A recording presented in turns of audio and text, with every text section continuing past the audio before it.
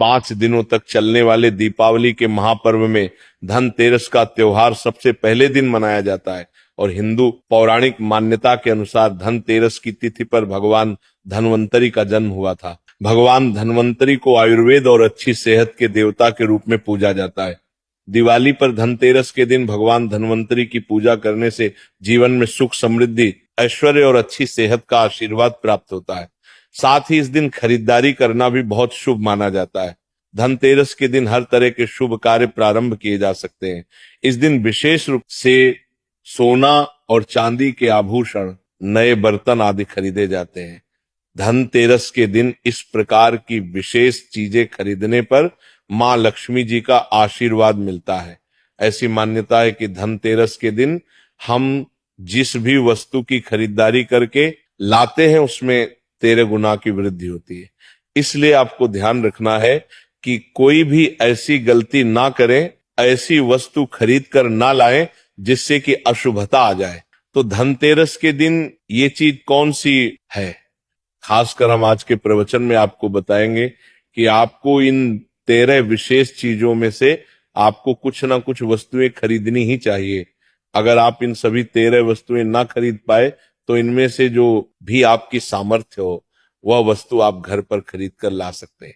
धनतेरस के दिन मां लक्ष्मी जी, कुबेर देवता और धन्वंतरी भगवान की पूजा करने से घर हमेशा धन, धान्य, सुख, सुविधा और वैभव से भरा रहता है। धनतेरस के दिन जो लोग सोने चांदी से बने हुए आभूषण या सोना चांदी ना खरीद पाए, उन्हें भी इस दिन कुछ चीज अवश्य ही खरीदनी चाहिए।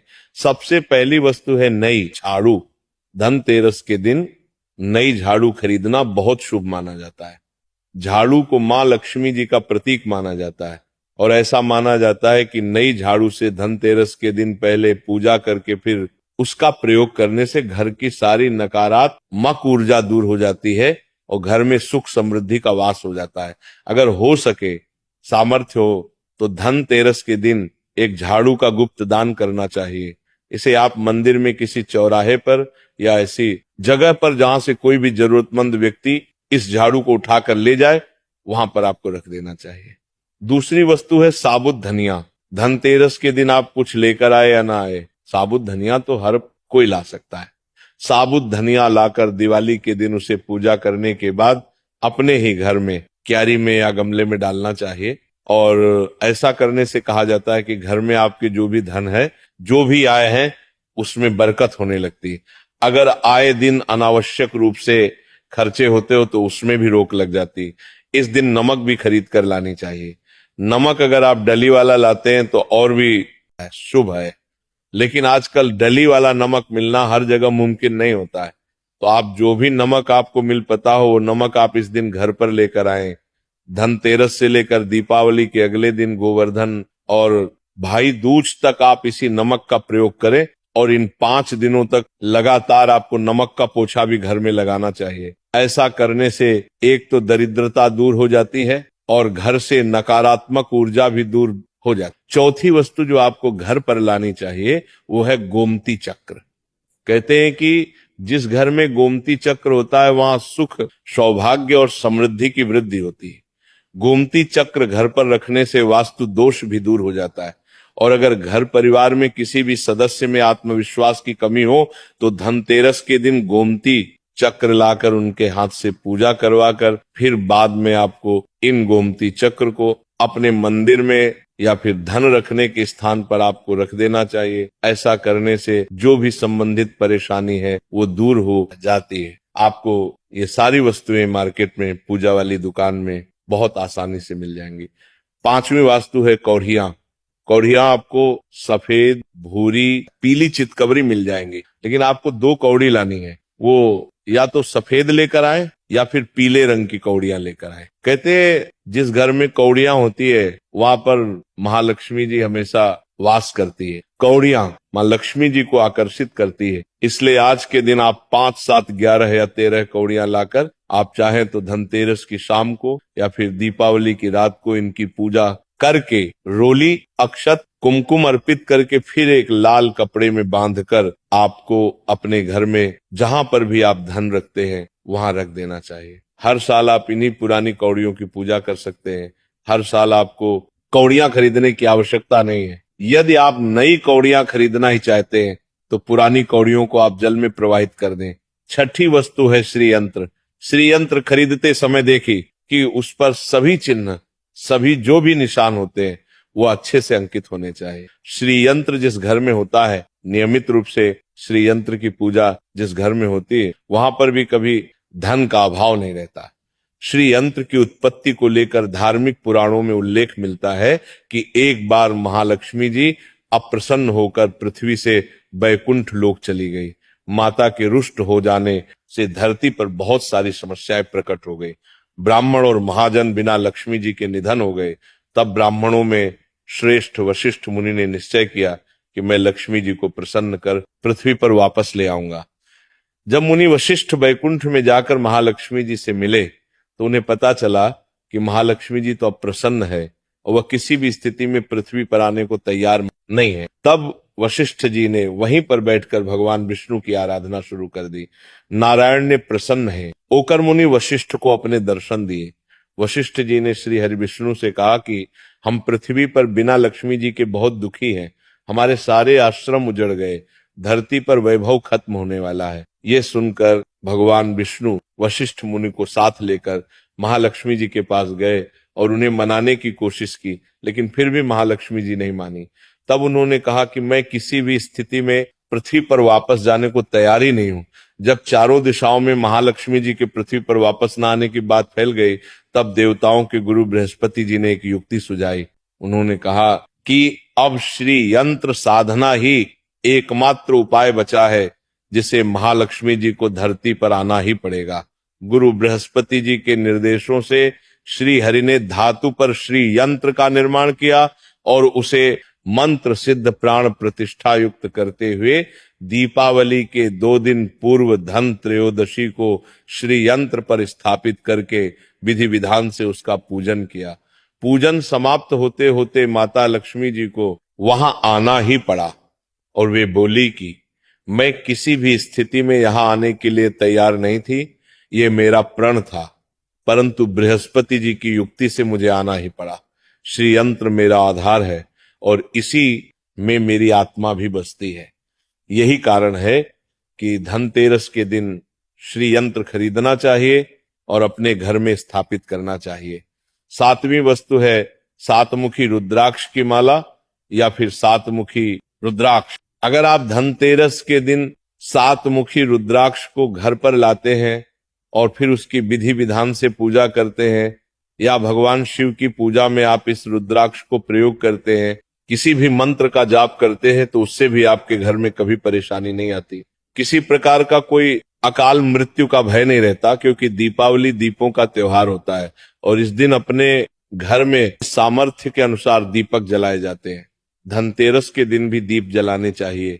अगर आप चाहते हैं आपके घर में साक्षात महालक्ष्मी जी का वास सदा बना रहे, पूरे वर्ष भर आपके घर में धन की कोई कमी ना रहे, आपको कभी कर्ज लेने की नौबत ना आए, तो ऐसे में धनतेरस की शाम को आप 13 दीपक घर के अंदर और 13 दीपक घर के बाहर जलाएं।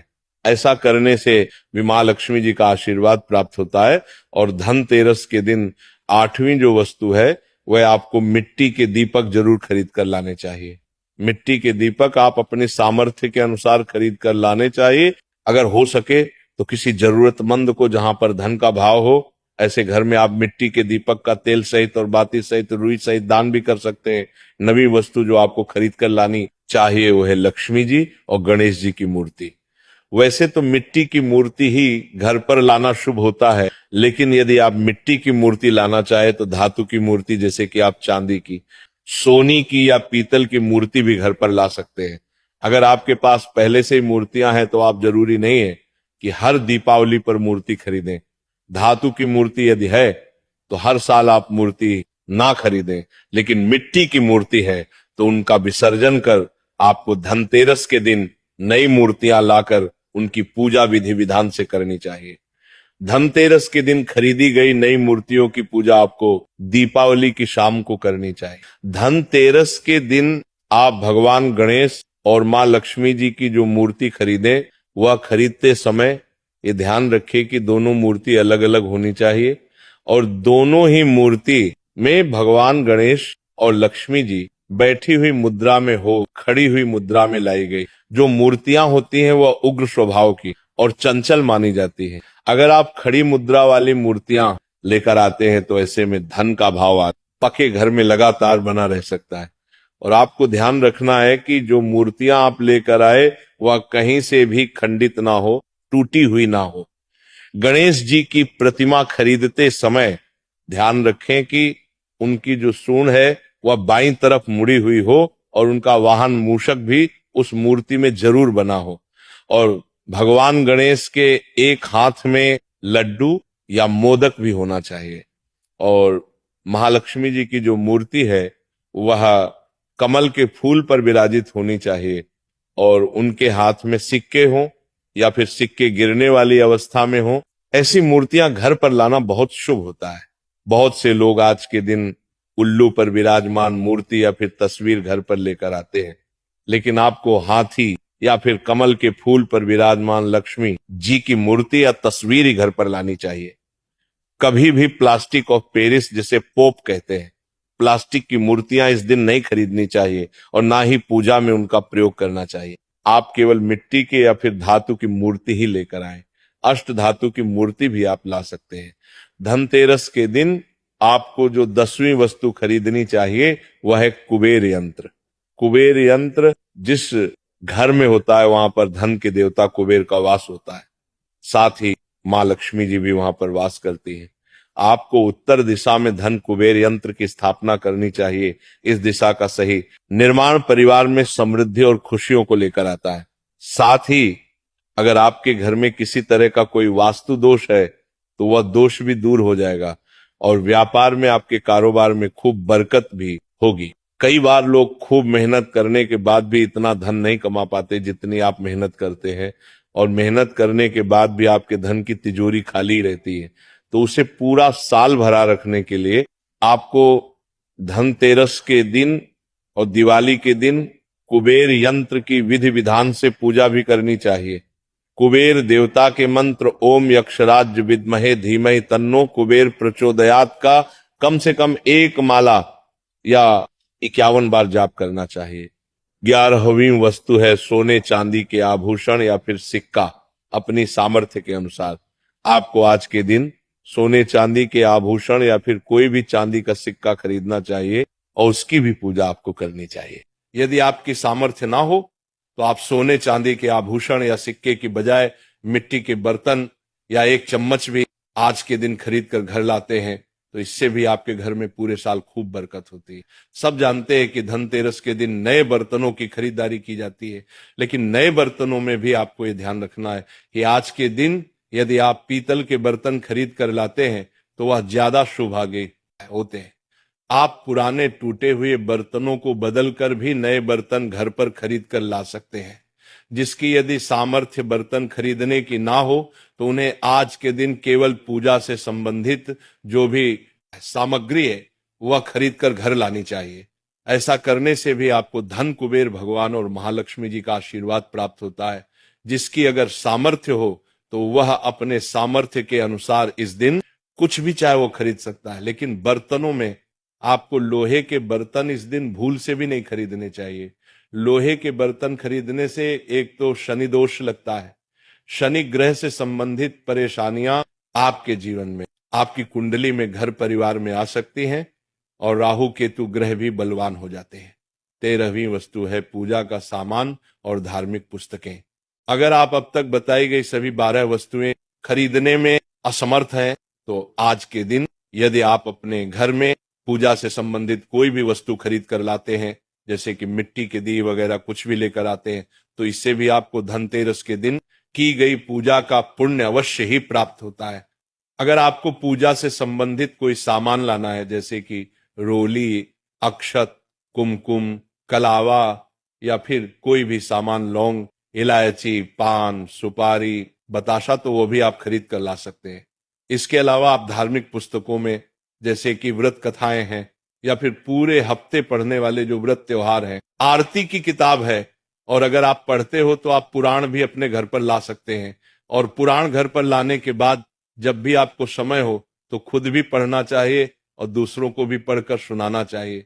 ये आपको समय, सारी वस्तुएं यदि आप इनमें से कुछ भी या सारी वस्तुएं भी खरीद कर लाते हैं तो उससे कहा जाता है कि आपके घर में पूरे वर्ष महालक्ष्मी जी की कृपा बनी रहती है।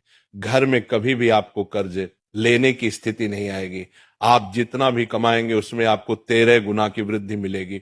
अगर आज के प्रवचन में दी गई जानकारी आपको पसंद आए और रोज ऐसे ही